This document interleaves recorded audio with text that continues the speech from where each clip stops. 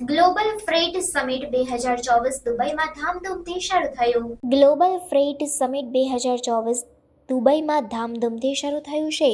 2022માં તેની શરૂઆત પછી આ સમિટનું ત્રીજું સંસ્કરણ છે.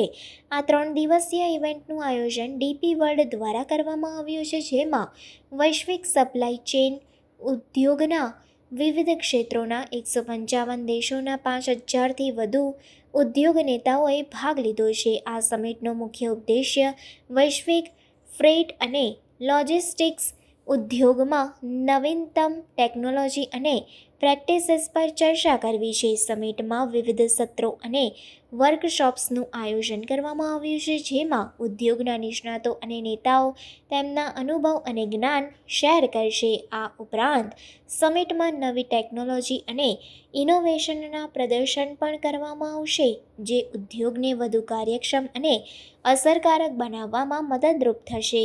ડીપી વર્લ્ડના ચીફ એક્ઝિક્યુટિવ ઓફિસર સુલ્તાન અહમદ બિન સુલેમે સમિટના ઉદ્ઘાટન પ્રસંગે જણાવ્યું કે આ સમિટ વૈશ્વિક ફ્રેટ ઉદ્યોગ માટે એક મહત્વપૂર્ણ મંચ છે, જ્યાં ઉદ્યોગના નેતાઓ અને નિષ્ણાતો ભેગા મળીને ઉદ્યોગના ભવિષ્ય પર ચર્ચા કરે છે. આ સમિટ દ્વારા અમે ઉદ્યોગને વધુ કાર્યક્ષમ અને ટકાઉ બનાવવાના ઉદ્દેશ્ય સાથે નવીનતમ ટેકનોલોજી અને પ્રેક્ટિસને પ્રોત્સાહન આપીએ છીએ.